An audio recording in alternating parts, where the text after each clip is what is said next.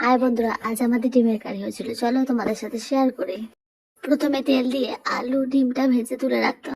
তারপর ওই তেলের মধ্যে কিছুটা পেঁয়াজ টমেটো ভালো করে ভেজে নিয়ে আদা রসুন জিরে লঙ্কা সব পেস্ট করে মশলাটা ভালো করে কষিয়ে এলে ওর মধ্যে একটুখানি নুন রাখা আলু ডিম দিয়ে নাড়িয়ে মধ্যে জল দিয়ে ফুটে এলে ধনেপাতা দিয়ে নামিয়ে নিলে হয়ে গেল আমাদের ডিমের কারি। যদি আমাদের রেসিপিটা ভালো লাগে তো একটা লাইক আর সাবস্ক্রাইব করতে ভুলবে না। নতুন নতুন রেসিপি পাওয়ার জন্য আমাদের কমেন্ট করতে ভুলবে না।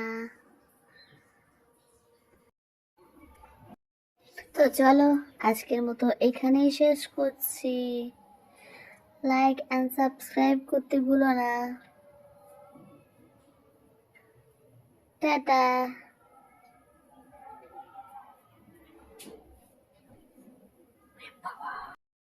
হাই বন্ধুরা, আজ আমাদের ডিমের কারি হয়েছিল, চলো তোমাদের সাথে শেয়ার করি। প্রথমে তেল দিয়ে আলু ডিমটা ভেজে তুলে রাখতাম।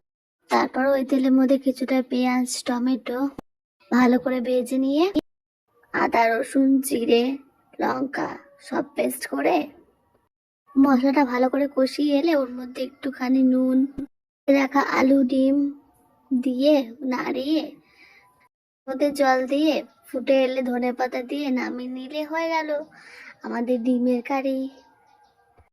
যদি আমাদের রেসিপিটা ভালো লাগে তো একটা লাইক আর সাবস্ক্রাইব করতে ভুলবে না। নতুন নতুন রেসিপি পাওয়ার জন্য আমাদের কমেন্ট করতে ভুলবে না।